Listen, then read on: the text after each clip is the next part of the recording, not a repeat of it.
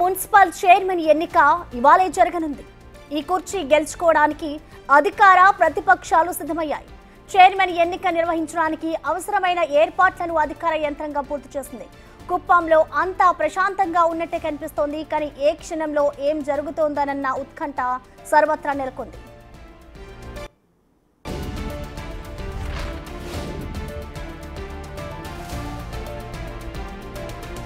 వైసీపీకి రాజీనామా చేసి టీడీపీలో చేరిన డాక్టర్ సుధీర్ తన మున్సిపల్ చైర్మన్ పదవితో పాటు 16వ వార్డు నుంచి గెలుచుకున్న కౌన్సిలర్ పదవికి కూడా గతేడాది నవంబర్ 6న రాజీనామా చేశారు. అప్పటి నుంచి మున్సిపల్ చైర్మన్ పదవి ఖాళీగానే ఉంది. మున్సిపాలిటీలో 25 వార్డులు ఉండగా 16వ వార్డు ఖాళీ కావడంతో 24 మంది కౌన్సిలర్లే ప్రాతినిధ్యం వహిస్తున్నారు.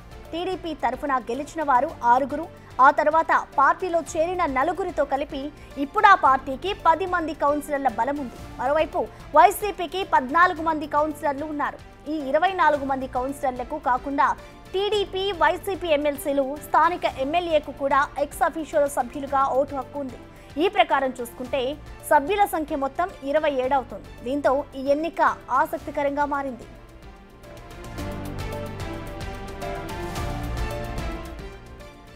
ఇక దీనిపై మరింత సమాచారాన్ని మా ప్రతినిధి దామోదర్ అందిస్తారు. దామోదర్, చెప్పండి, ఇటు మున్సిపల్ చైర్మన్ ఎన్నికకి సంబంధించిన అప్డేట్స్ ఏ విధంగా ఉన్నాయి? ప్రస్తుతం కుప్పంలో పరిస్థితి ఎలా ఉంది?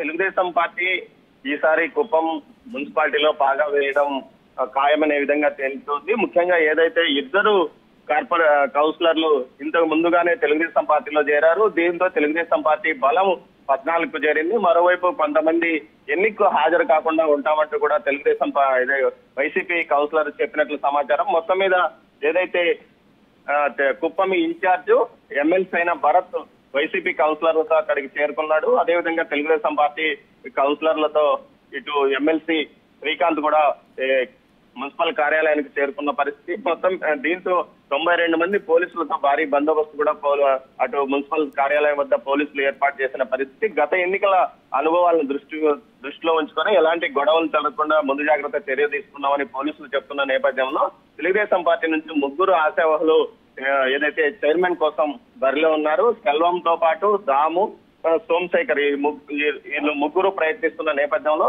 పార్టీ అధిష్టానం ఎవరికి అవకాశం ఇస్తుందో ఇప్పటి వరకు తెలియలేదు. అయితే మొత్తం మీద తెలుగుదేశం పార్టీ ఖచ్చితంగా మున్సిపల్ చైర్మన్ ఎన్నికల్లో గెలుస్తుందని ధీమా వ్యక్తం చేస్తున్నారు. ఎక్స్ అఫీషియల్ సభ్యులుగా 3 ఉన్నప్పటికీ 2 మాత్రం ఓటు వేసే అవకాశం ఉంది. దీంతో తెలుగుదేశం పార్టీ విజయం సాధిస్తుందని చెప్తున్నారు. ప్రస్తుత బలాబలాలు ఎక్స్ అఫీషియల్ సభ్యులతో కలుపుకుని 14 మంది ఉన్నారు. అయితే మొత్తం మీద అయితే తెలుగుదేశం పార్టీకి అయితే ఓటింగ్ లో పాల్గొనకుండా కొంతమంది ఉండడానికి చర్యలు తీసుకున్నట్లు కూడా తెలుస్తుంది వైసీపీ నుంచి. వైసీపీలో కొంతమంది హాజరు కాకుండా ఓటింగ్ సమయానికి బయటకు వచ్చే విధంగా ప్లాన్ చేసినట్లు సమాచారం. మొత్తం మీద అయితే ఎన్నిక ప్రశాంతంగా నిర్వహించడానికి అటు పోలీసులు, రెవెన్యూ యంత్రాంగం పూర్తి స్థాయిలో బందోబస్తుతో పాటు నిర్వహణ కోసం అన్ని రకాల చర్యలు తీసుకున్నారు. Prasanna. Right, thank you Damodar.